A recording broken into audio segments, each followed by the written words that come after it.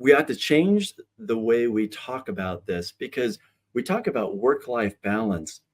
But when we say work-life balance, that automatically, by the sequence of the words, puts a priority on the first, work, life, as if life ought to fit into whatever we're working, right? And yet, I think if we would simply change the order of the words, it would reset our mind and our actions would be different. Whereas if we think about a life work balance,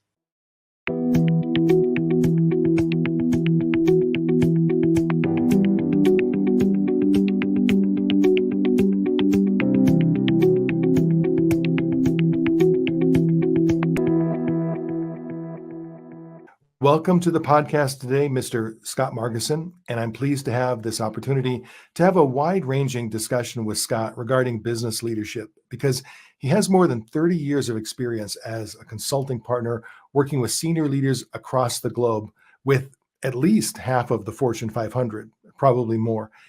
And that cumulative experience has given Scott a really unique and deeply informed perspective. So first of all, welcome, Scott. It is good to see you, and looking forward to the conversation. Is there, in terms of introducing you, is there any color commentary you would add to kind of fill in the blanks in terms of who is Scott Margason? Who is Scott Margason? Well, first, thanks for bringing me on the podcast. I love the work that you're doing, and spreading the message about leadership is critical, and it's absolutely critical. So it's a privilege to be on. So thank you. So Scott Margason, wow, I am a kind of a multifaceted person that started off being a human doer, and I think over the years, with all the things that have happened and gone on, I have balanced that a little bit with being a human being. Maybe we'll talk about that in the podcast a little bit. We'll see. I don't know. But it certainly made my life more fulfilling for me. And I think it's made life better for those that I work with. Well, and, knowing some of the people that you work with over the last several years, as we've had conversations and as your name has come up, I was thinking to myself, what are some of the words that are used to describe Scott? And it's really interesting because it's a unique set of adjectives. The words I wrote down were kind, gentle, a good soul, the most decent human being I've ever worked for. It's a direct quote from one of your direct reports. Wow. And it's interesting. I mean, not that it shouldn't be a surprise that a senior leader would be kind and decent and a good soul, but in fact, it's not the most common descriptor. Usually, you'll get driven, don't cross him, focused, whatever, outcome oriented.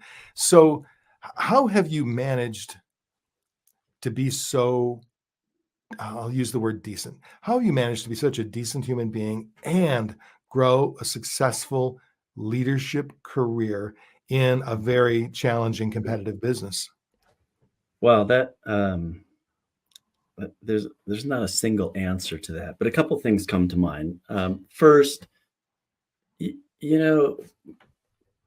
probably who I am and everything about me actually emanates out of my faith as a Christian, and so that sets a set of standards, and it sets a set of expectations. To how do I'll use the word love, but how do I love others, right? And so that's number one. Number two, life takes a lot of twists and turns. And I was very fortunate to be married to an amazing woman for 34 years that was much more of a human being than a human doer. She was in business, but she had a business career, and then she had a counseling career and all that. And I learned so much from her that it really, over time, it balanced that out for me, being a human doer versus a human being. And then as we started into COVID, I lost her to cancer.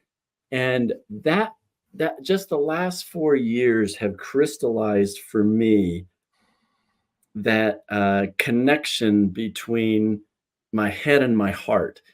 It sounds strange, but I went to counseling after losing Alma, and I thought I was going to work on grief. And my counselor said, "The first thing we're going to do is connect your head and your heart." And I'm like, "What? Like what? What?" But that's exactly what I needed to do. And now I think differently. I act differently. People see me differently. My kids say, you know, "This is the best version of you we've ever known." And I said, I wish Alma could have, experienced that. And they said, "Dad, part of the reason who you are and is because of what you went through and that loss." It's like, and that's true, but I think it's the combination. Are we willing to actually go through what we go through? And I have a philosophy that what I go through is not only for me. Mhm. And so, as opposed to it being like a dead end, I feel like what I go through, if that can help or benefit others, then it's up to me to kind of share that in a way that others can understand, respond, and then act on. And so, I guess it long answer to life has a lot of twists and turns, and that's what I guess got me to where I am. Well, and I think if there is a way to, even in a small way, help others make a similar profound shift without having to go through such a huge loss, Right, that would be fantastic. But right. not always easy, because when we don't experience loss, then it becomes kind of theoretical. Like I know I want to be a kinder human being. I want to be a deeper, thoughtful leader. I want to be all of those things. Um, and I've wanted to be those things for a while, but it's maybe not quite as easy Right. when you're not experiencing such a profound life event. But I think we can learn, obviously, through the experience, and unfortunately through the pain of others. There have to be points where that gets tested, Mhm. where you know um, what your soul tells you should do, Right. and then the other part of you, the more driven part, the human doer part of you, says, well, I need to deliver results. How do Exactly. you how do you How do manage you that balance? tension? Sometimes not very well. It is a tension. It's a similar tension to when I decide to, and it's a conscious decision every day to walk out of my office and to engage at home or in the community or wherever it is. It's a conscious choice. And over time, that choice has gotten easier because I, well, let me step back for a second and think about an example. When I was for many many years, I worked very very long hours at it was Arthur Anderson Consulting Accenture, and going up through that consulting model, and those long hours um, just took a lot of energy and a lot of all for the right reasons, that we were doing amazing things for our clients and enabling tremendous outcomes and success. However, one of the things as I look back and realized is that oftentimes the activities ended up expanding to fill the time, and we would just keep working, working, working, and there is a time to do that, but I've learned that I can be more effective if I can balance that.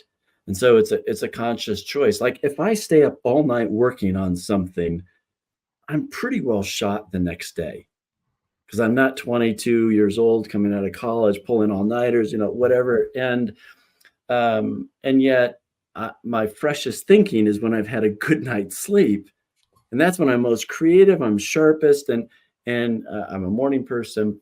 And so doing that, just it becomes less and less productive throughout the day, not evening, night.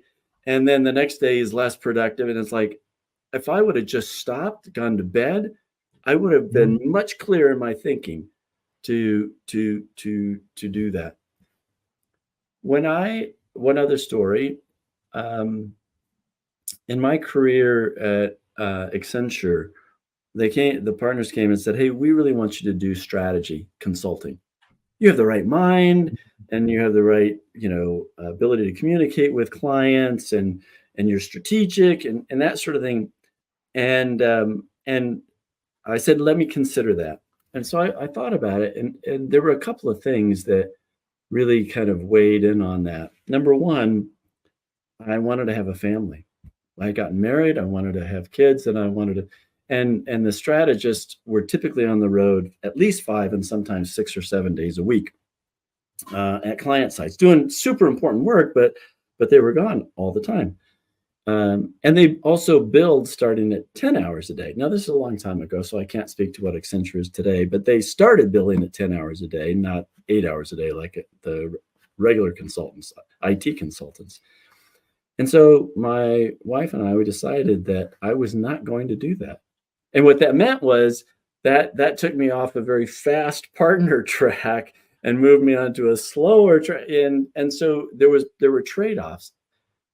I would still make that same decision today because I had 34 years of marriage, which many of the people either they struggled in their Mhm. marriage or I mean it was really so I'd make those decisions, but that it's a daily balance of how do I get something done because our clients deserve that and it's fulfilling professionally and personally for me.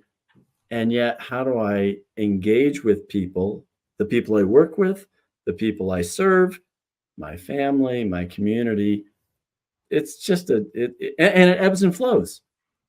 It ebbs and Yeah. flows because sometimes there's times which I have to plow in and really put in the time and all the energy and all that and other things take a back seat and sometimes I can put some of those other things a little more forward without impacting, the other things.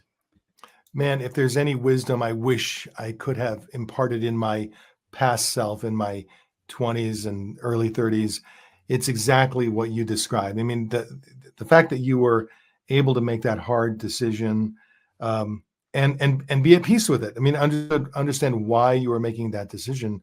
When I look back now, um, I wish I could have known it was going to be okay. I wish I because Mm, a lot a lot of that drive comes from I don't know if it's going to be okay. I don't right, know how it's going to work out.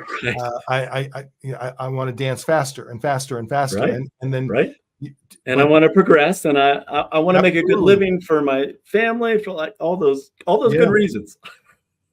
But the reasons can overwhelm you, and it's hard to give advice to someone else because not knowing their situation, sometimes you do have to dance fast, and Yes. then other times it is okay when you've given what you can give and then you shut down. I know I'm definitely guilty of today.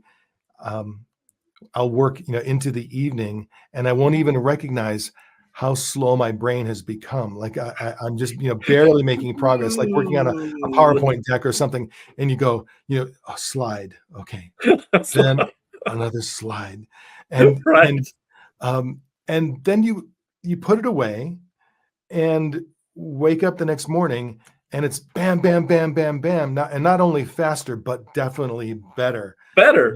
Yeah, without a doubt. Yeah, better.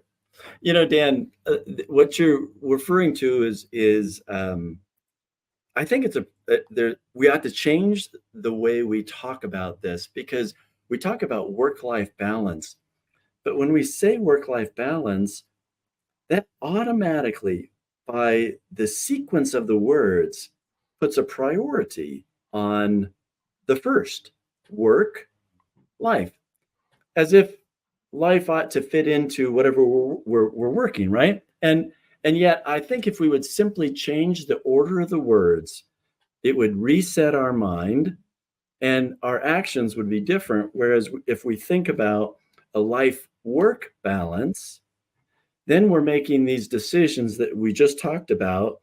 In that framework, work is super important. And let's face it, for some people, work is their life. And if that's what they want it to be, then that's fantastic. For some of us, though, there's life and work fits in, and it's a big part of life. A lot of time, a lot of energy, a lot of thinking, all that, but it's part of life. And I wish that we could change leaders kind of just starting thinking about life work balance.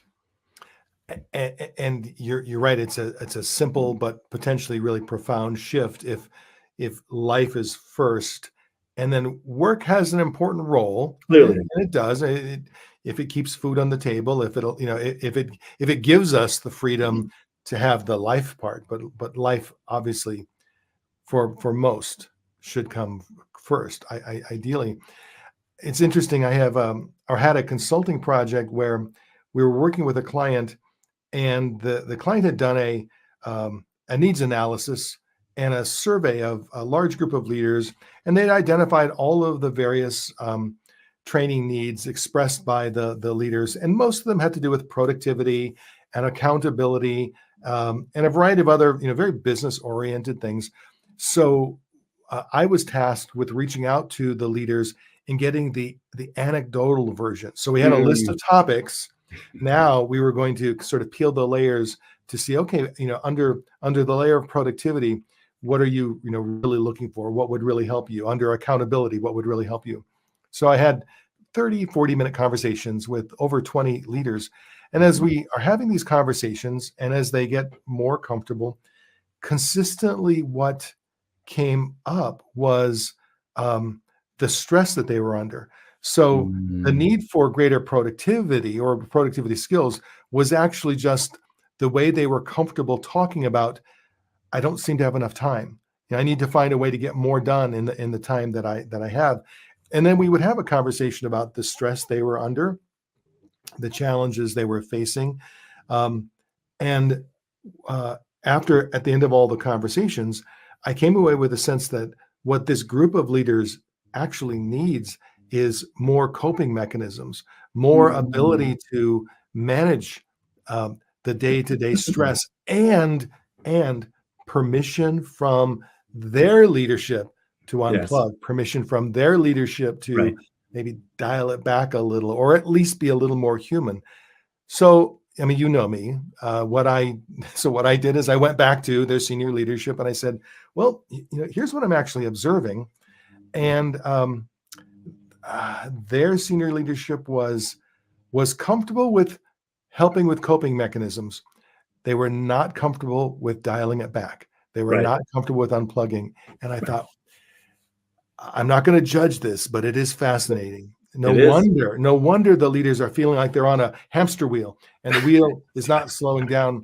The most senior leader that I worked with, he just said his reasoning, the reason they didn't want to dial things back, he said, this is an entrepreneurial environment. We're on a growth trajectory, and our mandate from the shareholders is to drive growth.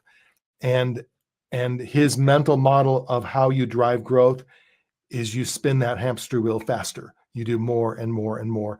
And so for those leaders I was working with, you can't give them permission to unplug because they're not being given permission to unplug. But we did focus on coping mechanisms. But even that was uncomfortable for them, because to focus on coping mechanisms means acknowledging you're under stress. There's a problem. Yes, yeah, and that very, maybe it's a masculine dynamic. They were all men. Maybe it's a masculine dynamic.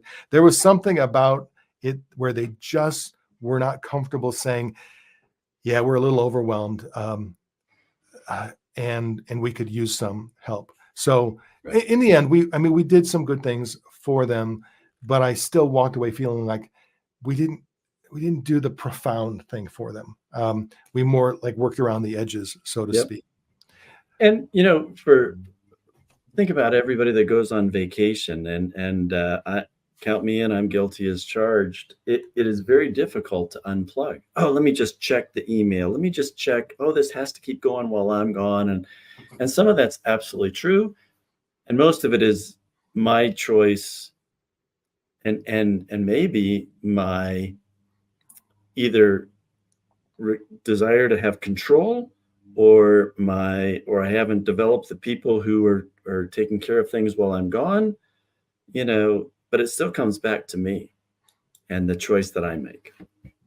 So then where this kind of ties into the other work we're doing around leadership development is that um, one of the, I'll call it complaints, one of the complaints we hear from younger employees is that their leaders are not as kind as they were hoping. They are not as human as they were hoping. They don't connect with them as directly as they were hoping. And I've spoken to a lot of younger employees who have moved on from job to job to job in a really in a search for a human leader, in a search for a human supervisor, in a search for someone Mhm. who sees them, Who who says, "I connects? see you." Who Yeah, and we've got absolutely. hard work to do, and we are going to work hard. We are going to put in the hours, but I'm going to see you, and I'm going to sometimes guide you, coach you, mentor you as needed. And maybe it's not all going to be fun. There are going to be some hard Nope. times, but still that human connection. And I think when I was growing up and I was in my early career, of course we want those things, but I would never have demanded it. I grew up in the keep your nose to the grindstone, do your work, Work it, work um, it. pay your dues, Exactly. and, Me too. and like it or not, people are entering the workforce today without that sense of pay your dues. It is more of, I believe I deserve a Mhm. human leader. And if I don't start to feel it pretty quickly, Then I'm I'm going to gonna. LinkedIn and see what else is there. And I'm Sure. going to move on and on and Right, on. Um, right. so even those most hard driving leaders, I would hope that eventually they see there's a business case for being more human. I don't know if that will actually get them there, but I know that business case exists for sure. Yeah, I do believe the business case exists, and in fact, although I've not seen research around this, um, it'd be interesting if HBR or somebody did a case study around this. But um, gosh, I actually find, although I can't give you numbers like statistics, that when I have a connection with someone that I'm leading, I actually get more out of that person than I would have if I were just kind of standoffish and or didn't engage. And now some Mhm. people don't want to engage personally. That's okay. But what I have found is that it's relational capital is what Yeah. like. I feel like when I invest time getting to know people, and that's being able to ask questions and get down to a pretty deep level pretty quickly is something that I've developed over time. And what that really does at the end of the day is it puts some deposits in like the bank account, relationship bank account, so that when these harder, more challenging times, when we really have to buckle down, or we really have to wrestle with each other to get to the where we need to get to, and we can always do that respectfully.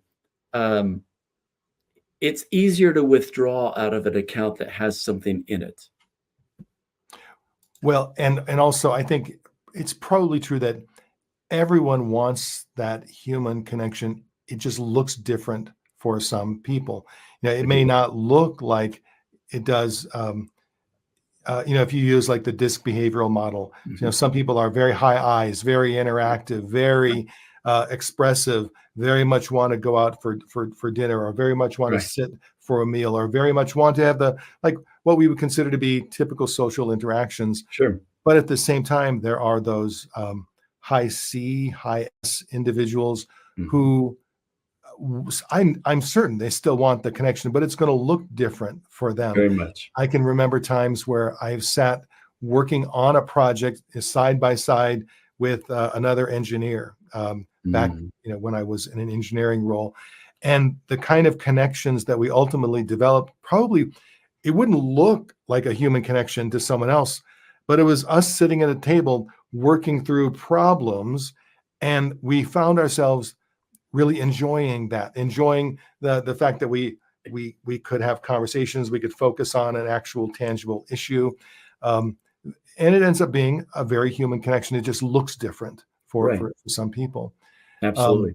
and I suppose there are cultural aspects to that as well, where some cultures express that connection differently than others. Yeah. Um, in terms of being, I mean, I know you to be a driven business leader. I know you to be someone who's focused on growth and growing a business.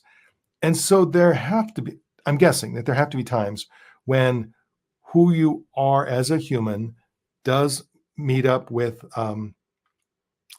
the requirements or the demands Hmm. of business leadership, whether it's deciding there's somebody who's no longer a fit for the business, Hmm. whether it's deciding someone is no longer or maybe never was in the right role, sitting in the right seat on the bus for the business, or changing the focus of investments or priorities. Hmm. Any any examples come to mind? Any tough situations come to mind where you and where you had to go through a thoughtful process, and ultimately, how do you balance the human side with the business side? Yeah. Um, Hiring salespeople comes to mind. So I'll give you two examples. I hired a salesperson who had a good track record, got into the interview, did well in the interview, and I thought, I'm just not sure whether they're going to make the long haul or not. And uh, and then they got in the job and they excelled and did it, over the long haul, just far better than I ever expected, and exceeded certainly my expectations, and really did amazingly well. Contrast that with a person who the resume looked amazing, the track record was phenomenal, great interview, and then the salesperson started, and like within the first week, a little flag goes up, like, "Oh, wait a minute, something's off here." And like in 3 or 4 weeks, I realized, and this is one of those life lessons, like that I've learned, that if we're going to um, if we're going to make a change, it's better to make the change earlier, sooner, as soon as they figure out that change needs to be made, rather than trying to keep pushing this boulder up the hill. And because that gets really hard, stressful, exhausting for both of us. And so it was only like 3 weeks in, and I said, "Hey, this has turned out very differently than what you and I talked about, what we imagined. What's really going on? And we talked through this, and we realized that the fit just wasn't there."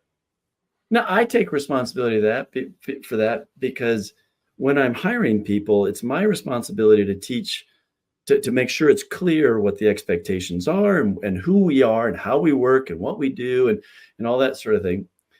And there is some responsibility on the salesperson side too, in terms of representing themselves well. And it's not that this was misrepresented, but it was in the context of what we do, the fit wasn't there. I, I, super. I want to make those choices sooner than later, because they get Mhm. more expensive, they get harder, they get, the Velcro starts to stick closer, closer to close, and you pull that apart, and that gets it's much more painful. So if we can recognize that sooner and make the choice, that's easier. And I imagine, ultimately, if the fit isn't really there, that choice is going to have to be made at some point. You It's can't going to. just keep hanging on. And the sooner the choice is made, the better it is for, and these are easy words to say, the They're better it easy. is for them as Right. well. I Right. mean, and I may not Right. feel that way for that person, but I know that it's better for them when there's a clear mismatch. I think where it becomes most challenging is when the mismatch isn't totally obvious, where they're So, not awful in right. whatever the role might be, Whatever. but they end up needing more coaching, more guidance than you would have originally expected. And Right. then you think, well, all right, I'll give a little more direction and coaching. And then sometimes that sets everything right. So then they're good. But I've had situations where, I'll be honest, I hung on to people much longer than I should have Mm. because they weren't so bad. Mm. It was hard to even think, how do you have the conversation with somebody? Because they've done good work, but Right. not the great work that I was Right. hoping for. And then, to me, the big lesson, I had a situation where I hung on to someone for a long time. Eventually, all right, I hate to admit it, I just waited until they quit. They went on to something else. And then when I went through the hiring process, I found a replacement who was fantastic, who was Mm. everything I could have hoped for.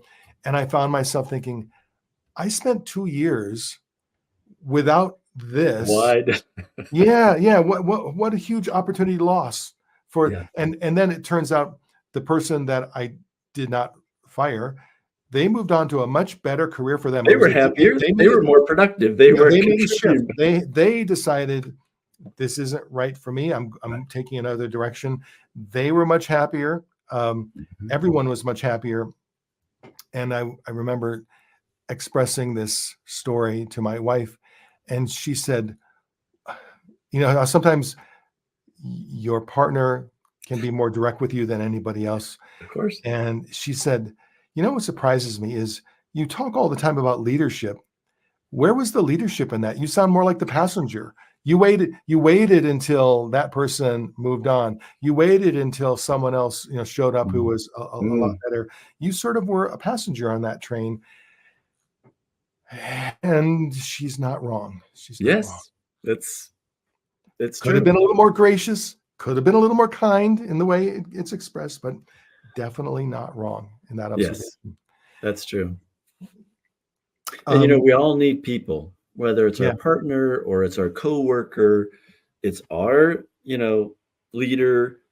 We all need people who will help us kind of stay on track. And that's, And yeah, a lot of times the feedback that keeps us on track is not the comfortable feedback. no, It's not because that we give ourselves. We validate ourselves. What we need is the person who can objectively say, you might want to think about that a little differently. You might want to consider, something that you're not currently considering. And I know I've learned, my personality is that I instantly reject any of that.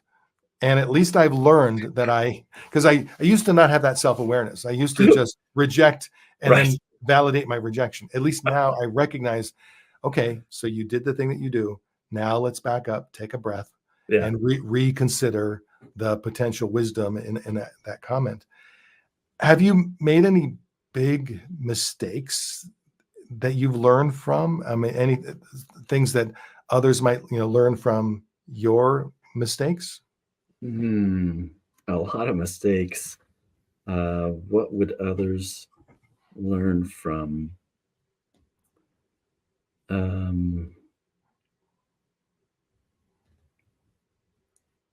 Yeah, when I left Accenture, I left because a guy that actually worked for me called and said, "Hey, we just went public with this company, and we opened the office in Denver. We need some leadership. Would you join? And I said, well, so I went through the interview process, and I left and Accenture and went to this new role. And one of the things that I did, which is part of my personality that has a really good side, and then there's a little bit of an underbelly, and that is I have a bias toward action. Like, even like if I'm going somewhere, even if I don't know exactly where it is, I know it's that way and that way, and I'm directionally correct, almost all the time, directionally correct.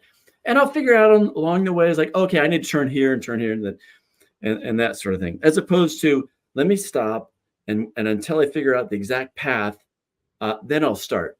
That's not me. I'm going to get started. I'll start moving. It's that bias toward action. So I jump into this role, and in the first 2 or 3 weeks, there was a client presentation, and my boss was supposed to go.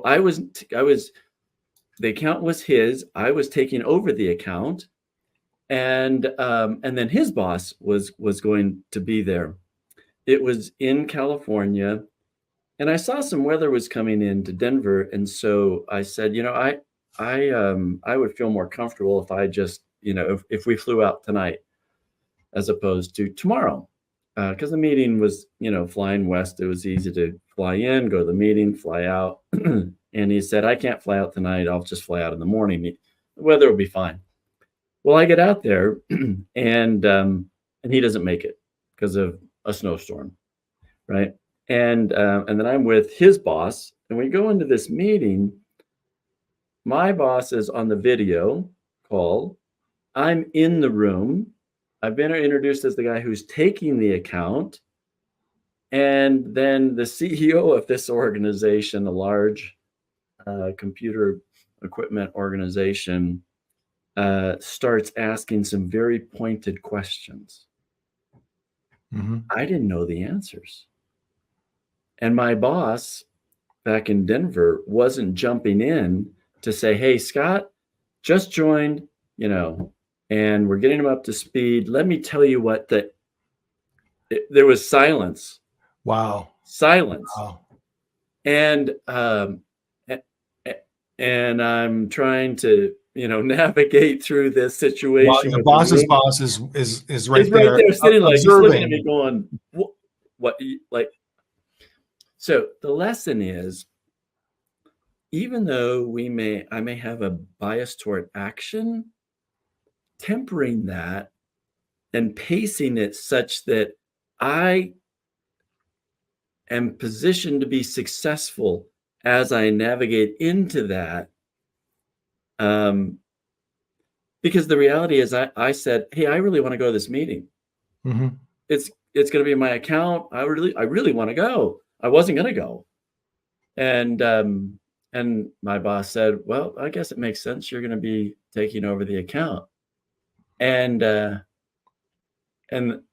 was a mistake on my part, because I tried to go too fast. And there were some other factors, right? Like I didn't have the air cover support that would have made that a better outcome. However, I pushed to go in, but I wasn't ready to go in. And this was after I had a long career at Accenture. I thought, so I keep learning, and I would say, temper the pace so that the pace enables success. There's real insight in that, because almost every one of our characteristics that we think serve us, if taken to an extreme, or not even just an extreme, if just taken a little too far, actually work against us. Your drive and ambition can work against you. Your ambition can get in the way of your ambition. It's probably also true that kindness and humanity, if taken to an extreme, can get in the way. any other aspect. I had a colleague who was a really good salesperson, primarily because he was a people person, Mhm. and that's what he always focused on was Mm. the people, the relationships, and everybody really liked him. And he didn't feel the pressure to become a technical expert because, as far as he was concerned, was he was the people person, and he would bring in Right. the technical Right. experts.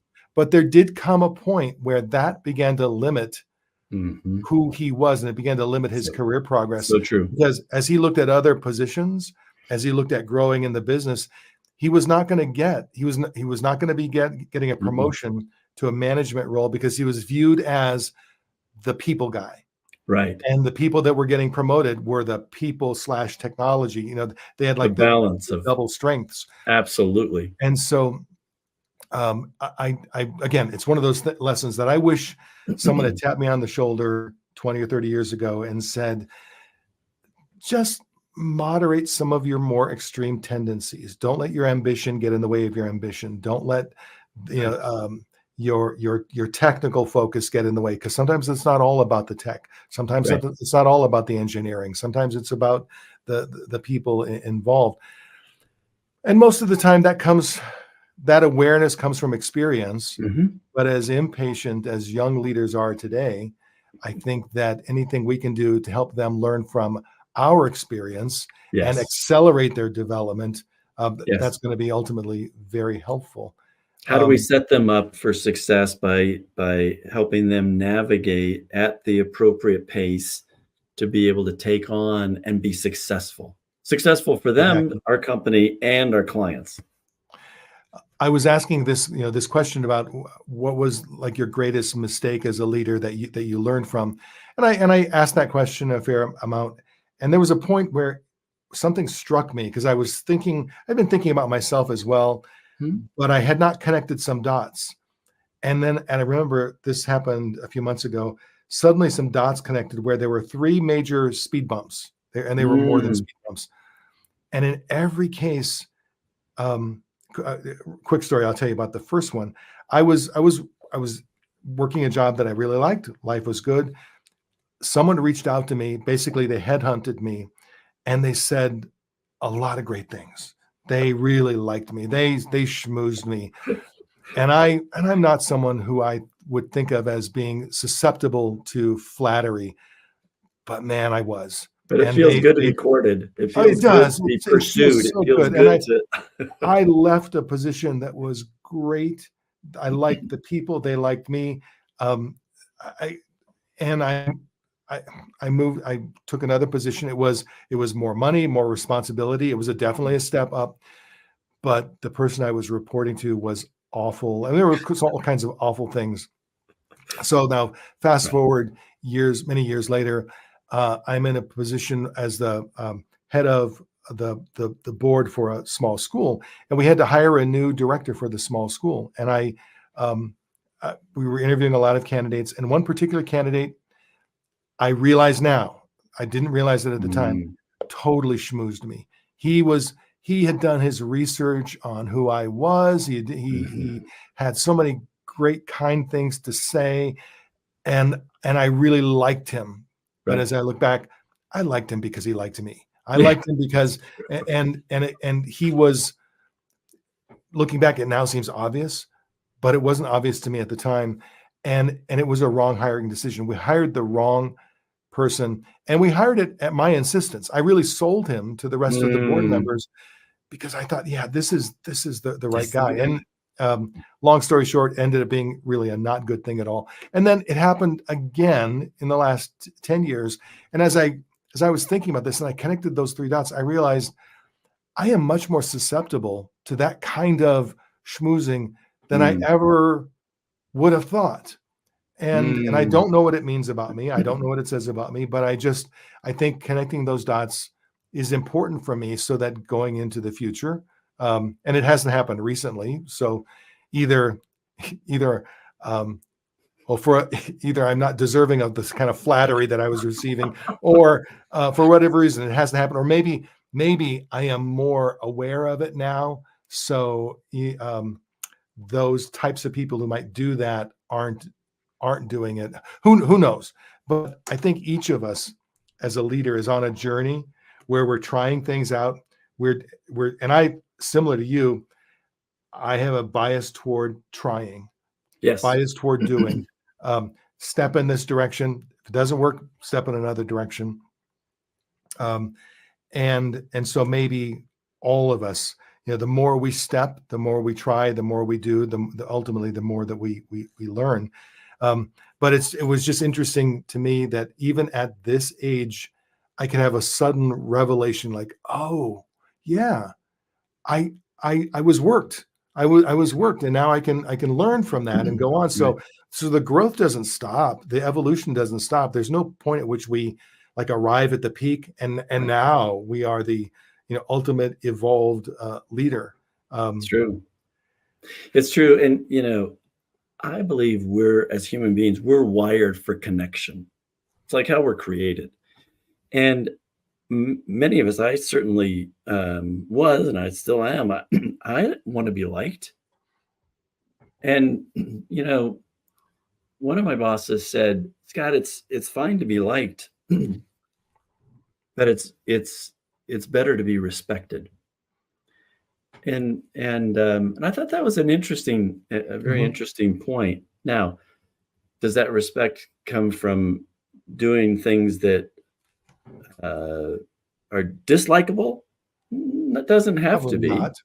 Doesn't have to be. It can be. We can be a jerk to, and drive salespeople or drive, whoever to get results. But I think what you're describing is insightful because you took a moment to step back and to look, and you started to see some points that you connected the dots that you just expressed. And that's what leaders do. A leader can step back, survey, the forest and the landscape and go, there, that's connected by a line. What does that mean? It means I need to be a different leader. It means, yeah. And now I just connected a fourth dot. Not that it happened a fourth time, but I was recently doing a round of interviews, and one of the interviewees had clearly done his research. So he referenced the book that I wrote that HarperCollins published. He referenced my podcast. He referenced the LinkedIn profile. He referenced various things throughout the interview very expertly. It was and I remember now thinking, okay, that's nice. And it's not bad. Like, I don't judge that at all. That's probably what he did his research. Good. Good. Yeah, good. And that doesn't drive the decision. That's all good. And in fact, to some degree, that tells me, okay, you're someone, if you're in a sales role, you're going to do your research. So that was all healthy to a degree, but I didn't let myself get sucked into it like I would have, long in the past. So you said an interesting thing. You're wired for connection. You think most people are wired for connection, which I would completely agree with. And you work in a primarily remote work environment. You work from your home in Denver, Colorado. You work with folks in a home office in New Jersey. You work with me in Jamestown, North Dakota. You work with people around the world. And while you do certainly get out and travel and connect when you can, if we were to look at your actual time, I would think 70% of your time, 80% of your time is with virtual connecting of your colleagues, your direct reports. How do you bring humanity to that remote work? How do you bring connection to that remote work environment? Intentionally, right? And what I mean by that is, first, I'm an introvert that likes to process externally. Not an extrovert. I'm not energized by being around a whole bunch of people. I'm drained by being around a whole bunch of people. I love people and I love being with people. And then I need to have time to re-energize, if you will. So, but when I say intentional, I mean, setting up time with people that the agenda is just to catch up, even for 5 minutes. Hey, what's going on? How's your son in your daughter in the little league soccer? Or what are you reading? Or whatever it happens to be. And I think it's so important. That's part of the way I stay connected. Mhm. I could always do it more, yet, but I think having those discussions that are outside of, here's the purpose, here's the agenda, here's the desired outcome of this meeting, and well, I'm a big fan, like, really, about having that in each meeting invite. The reality is we need meetings where it's just like the water cooler. We Yeah. can't physically stand around the water cooler, but we can do it virtually, and we can pass each other. But we have to be intentional about it. And being intentional means proactively setting aside that time, because if we all work together in a physical location in a traditional office, you could come in the morning and you'd have lots of like unconscious cues where, Absolutely. I see, Dan is at his desk with his head, in his Right. hands. I see those two people over there, laughing Right. and having a cup of coffee. I can, lean into someone's office, Right. and have a quick little chit chat. You have all of these Yeah. signals Oh, happening. the door's closed, right? Yeah, Yeah. and some days you hear the buzz, other days not so much. I Right. wonder what's going on. And in the remote world, that doesn't happen. And so then you have to make it. You have to create those connections and reach out. And it's probably uncomfortable for some people at first. I've done the same thing, and at first with a couple of my direct reports, even though I've said the words, this is about us, this is about just human connection, this is a water cooler, Right. they almost instinctively lean into talking about projects. They No, almost right. Like, instinctively lean into, just hey, since I got you, let me give you a quick yeah. update. Okay. No, And it's not why I called. I bought into it at first. I mean, I actually, since we have the time, sure, let's do a little quick update on something. Right. And I later, upon reflection, I thought, okay, I need to stop that. I need to be the person who says, that's not what this is about. Right. This is about us. This is about you as a human. And we have our time, and we have our regular weekly updates. We'll get that done. Or you can send me a Teams message, or you can send me an update. So let's back up. Let's take a deep breath and just tell me something interesting or weird or fun that you've Right. been doing recently. Right. I'll do the same. Maybe I'll model that. I'll tell you something weird or interesting or fun about me. Yeah. The other thing, this goes way back years ago. Someone who was giving me really good guidance as a leader. As I think Scott, I can be pretty serious. Mhm. I can drill down and get stuff done. Yep. And I had a leadership coach say to me, when you relax, when you give yourself time, you can actually be kind of funny. I mean, not hilarious, but like borderline funny. You can be, Right. but he said, I would lean into that if I were you. I Mm. would go out of my way to be a little goofy when you can be, Yep. to share some of your, what he referred to as smart ass commentary, Right. because number one, it lightens you in other people's eyes. It also keeps you engaged, Right. and it just changes the seriousness of it. And so then, I would say, you go back 20 years, maybe 25 years now, and there was a shift that occurred at that point where I realized, okay, that's part of who I am as a human. I am someone who likes to roil the waters a little bit, and likes to say, what things that I perceive to be humorous, which might be a little edgy at times. And since that's who I really am, bringing that to the mix actually relaxes people, actually says, Yes. okay, he's It's not all that. He's not all serious. right. So Right. me modeling who I am as a human, even people who don't actually like the jokes, Right. They still see me as more of a human, which gives them permission to be more of Absolutely. a human. It's a different level of connection. Yeah, That's yeah. that's what it does. It creates a different level of connection as opposed to only professional, like just on task, on point, all that. Um, Do you ever find yourself wishing intentionality. you'd been Go as smart? Do you ever find yourself wishing that, if you could just take your brain today and plug it into who you were in your mid-20s or mid-30s, life would be so good. I'm sorry I cut you off. You were about to No, say no, something. no. Yeah, it's the time machine. Sign me up when you get that figured out.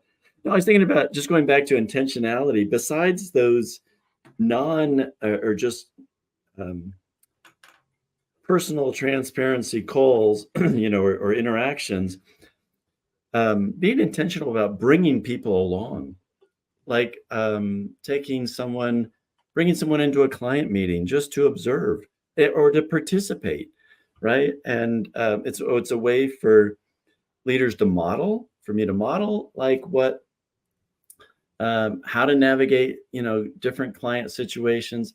It's also a way for me to learn where is the person and where is their mind. Like, walk me through your thought process of what were you thinking when the client started to go this direction, but we really wanted the client to go that way. And there's a wonderful learning opportunity there if we'll simply engage them. Now, Mhm. look, it's an investment because it takes their time and my time, but I found that the dividend is pretty large. You know, so many of the things that we've been talking about this last hour, and this has been great.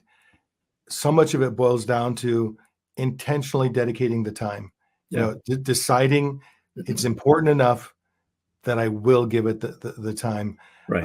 which I know it's so easy to say, and I know it's hard to do. We are overwhelmed with to-do items. We're overwhelmed with tasks. Truthfully, if I didn't stop myself, I could work 20 hours a day. I mean, it doesn't Right. stop. It absolutely never stops. Someone did remind me a while back. Um, he said, you're lucky you work in one of those businesses where if you just stop, it's not like anything horrible happens. It's not like, fires or pestilence or people die or people get sick or Right. buildings collapse. Oh, so a training curriculum was 24 hours late. It's not, again, nothing hugely dramatically bad happens. Now, I don't use that as an excuse for being late, but it's a good No. mindset to say, Yeah. okay, there are areas where really bad things happen if something doesn't get delivered or done on time. But sometimes when the question is, do I dedicate the time to connecting with him or her, or do I dedicate it to getting those next 10 emails Right. sent out? Maybe leaning a little more toward connecting with him or her Sure. is the right thing. And it's an ebb and flow, right? So sometimes those 10 emails have to go out. That person or Yeah. those people are going to have to wait. And sometimes the people actually need the attention, and the timing is such that I really have to connect with them, or if I connect with them, that's going to, it's the right timing. So part of it is figuring it out. When is the right timing for each and balancing it? So I want to be respectful of your time, and we're at the end of our hour. And I honestly, I know we could go on for a long, long time having this conversation. Any final thoughts? It's not fair, but if I were to say, if you were to crystallize all the wisdom of Scott Margason, into a couple of brief comments, anything that comes to mind, and I know it's not a fair question, so if nothing in particular comes to mind, I'll just edit this part out. But uh, Any question on the podcast is a fair question. all right, I'm not sure the answer will be, yeah. worth publishing, but they're all fair questions. Um, Gosh, I love the question because it really it, it it just it encapsulates kind of who I am. So let me give a Mhm. stab at this. This may be a list, but but like For me, it all starts with purpose, like my own purpose, my company purpose, the organization purpose, the purpose of my clients. Think of a nonprofit that works with kids. All the purpose is where it all starts. So be purposeful, if you will. Be authentic. People read, they read through this pretty fast, right? Mhm. If I'm not authentic. So if I'm authentic, I'm engaging, I'm empathetic, I can be outcomes focused still, right? I because so much of how I'm wired is about people, like it's how do we celebrate the people? And how do we celebrate the success? Mhm. Sometimes how do we learn from the failure and celebrate that what we learned, even though it didn't go as Yeah. well as we wanted? Being biased toward action, that's a given. Being willing to be wrong, apologize, and adjust, that's just humility. But if we're authentically that way, people are much more likely to reciprocate, which means then we can really learn from each other. And then I would say, if I can balance facts and my own intuition or gut, the best choice is usually somewhere based on both. And the people that I have enjoyed learning leadership from have been really good storytellers. Fantastic. So again, thank you. For those of you who are with us, listening or watching the podcast, just remember to like this episode and subscribe to the podcast, whether you're watching it on video through YouTube or you're listening through Spotify or Apple Podcasts or whatever the source for you is. Like and subscribe, and you'll be notified for future podcast deliveries. Scott, fantastic. Thank you so much. Can't say thank you enough. And I'm sure we'll talk again soon. Thanks. My pleasure. Thanks, Dan.